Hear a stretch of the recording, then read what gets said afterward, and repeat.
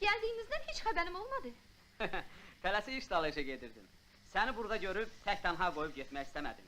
Ne olacak, her taraf adamdır. Vallah gəlin xanım, aşıqam sizdəki təmiz ürəyə. Qaraşın baxtı var ki, sizin kimi qıza rast gəlir. Başqası gündə 100 dəfə ayağından öpərdi. Kəndə gedirsənsə apara bilərəm. Yok yok, yolunuzdan qalmayın. Yol deyəndə ki, fermaya dəyib kəndə qayıtmalıyam. Firmaya? Hə? Deməli siz yaylağa gedirsiniz. Bəli, yaylağa. Gedirsən? Sözün düzü mən indiyədək yaylaq alaçıq görməmişəm. Yox, əşi, bu lap qiyamət oldu ki. Əyləş Maya xanım, əyləş. Yok yok, sizə əziyyət olar. Köhlən atın belində, göy yaylaqlara, güllü çiçəkli uca dağlara qalxmaqdan ləzzətli şey olarmı? Əyləş Maya xanım, əyləş. Yox axı mən... Gözəl, səfalı yerlər görəcəksən. Nə var ki, axşamacan qaydırıq, əyləş, sən mənim canım əyləş.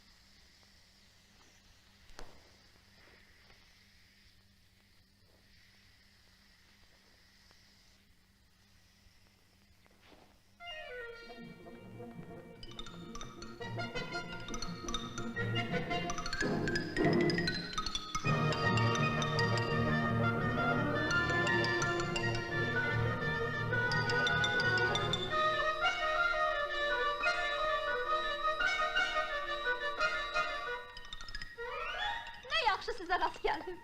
Mən səndən də artıq sevinirəm. Gecə yuxumda bulaq görmüşəm. Sənə rast gələndə bildim ki, yuxum çin olur. Bax, üzümə gülür. Ne güzel at sürürsünüz. Gəlin bacı, vallah.